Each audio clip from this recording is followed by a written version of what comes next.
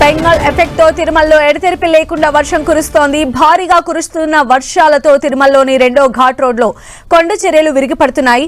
దీంతో వాహన రాకపోకలకు అంతరాయం ఏర్పడకుండా టీటీడీ సిబ్బంది విరిగిపడిన కొండ చర్యలను తొలగిస్తున్నారు.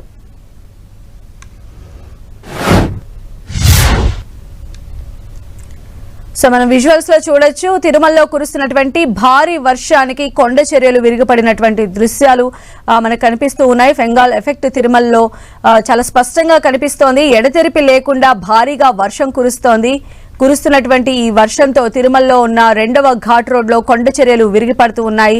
దీంతో ఆ ఘాట్ రోడ్ లో ప్రయాణించే వాహన రాకపోకలకు కూడా తీవ్ర అంతరాయం ఏర్పడుతోంది. అయితే టీటీడీ సిబ్బంది వెనువెంటనే ఆ విరిగిపడిన కొండ చర్యలను కూడా తొలగించే ప్రయత్నాలు చేస్తూ ఉన్నారు. మరిన్ని అప్డేట్స్ తెలుసుకుందాం. మా ప్రతినిధి శ్రీనివాస్ మనకు అందుబాటులో ఉన్నారు. శ్రీనివాస్, పంజాబ్ తుఫాన్ ప్రభావంతో గత 2 రోజులుగా కూడా తిరుమల తిరుపతిలో భారీ వర్షం పడుతోంది.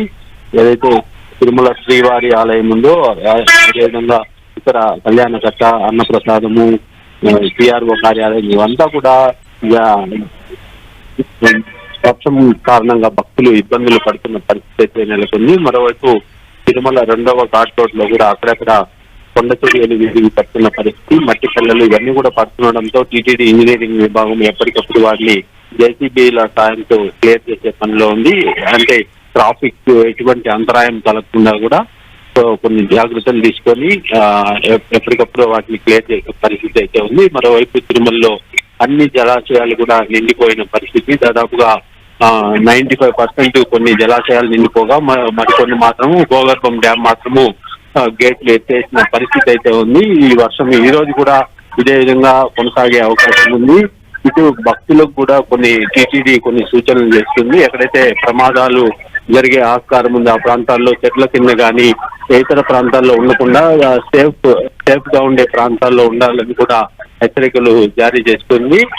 ఇటు తిరుమల నుంచి తిరుపతికి వెళ్లే ఘాట్ రోడ్ లో కూడా వాహన చోదకులు ఎటువంటి ప్రమాదాలకు గురి కాకుండా జాగ్రత్తగా వెళ్లాలని కూడా సూచనలు చేస్తుంది. అయితే శ్రీనివాస్, ఇప్పటికే మనం చూస్తున్నాం శబరిమల వచ్చేటువంటి భక్తులు చాలా అప్రమత్తంగా ఉండాలని చెప్పి ఇప్పటికే ట్రావెన్కోర్ దేవస్థానం కూడా దానికి సంబంధించిన అవేర్నెస్ చేస్తున్నట్లుగాని టీటీడీ కూడా అలా అంటే ఇప్పుడు వచ్చేటువంటి భక్తులకు సంబంధించి ఏమన్నా వాళ్ళకి జాగ్రత్తలు సూచించడం కానీ లేదా ప్రయాణాన్ని వాయిదా వేసుకోమంటం కానీ ఇలాంటివి ఏమన్నా చేసేటువంటి అవకాశం ఉందా? ఖచ్చితంగా వాయిదా వేసుకోమని టీటీడీ ఎప్పుడు చెప్పలేదు, కానీ వచ్చే భక్తులు కాస్త తిరుమలలో జాగ్రత్తగా ఉండాలి. ఏదైతే ఏపుగా పెరిగిన చెట్లు ఉండొచ్చు ఆ ప్రాంతాల్లో నిలబడకుండా చెట్టు కొమ్మలు విరిగిపడే ప్రమాదం ఉంది. అక్కడ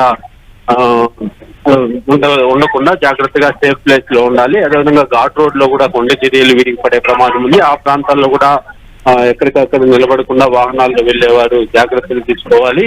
ఇక తిరుమల నుండి తిరుపతికి వెళ్లే ఘాట్ రోడ్ లో కూడా మలుపుల వద్ద ద్విచక్ర వాహనాలు ముఖ్యంగా జారి పడే ప్రమాదం ఉంది. వాళ్ళు కూడా జాగ్రత్తలు తీసుకోవాలని చెప్తా ఉంది. మరోవైపు తిరుమలలో భక్తులు వివిధ ప్రాంతాలు అంటే వైకుంఠం క్యూ కాంప్లెక్స్ కావచ్చు, కళ్యాణకట్ట, సిఆర్ఓ కాంప్లెక్స్ ఇక్కడంతా కూడా ఎటువంటి ఇబ్బందులు లేకుండా భక్తులకు అన్ని సౌకర్యాలు అయితే టీటీడీ కల్పిస్తుంది.